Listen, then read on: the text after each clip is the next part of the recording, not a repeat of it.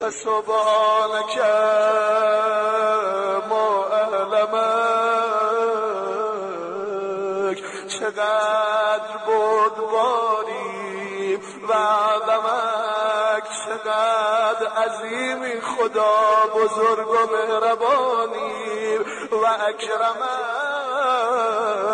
چقدر کریمی مولا جانم با همه بدیام بازم دعوتم کردیم اجازم دادی بیام توی مهدیه بنشینم با تو حرف بزنم مناجات کنم وگرنه من کجا مهدی کجا باب این مجلسا کجا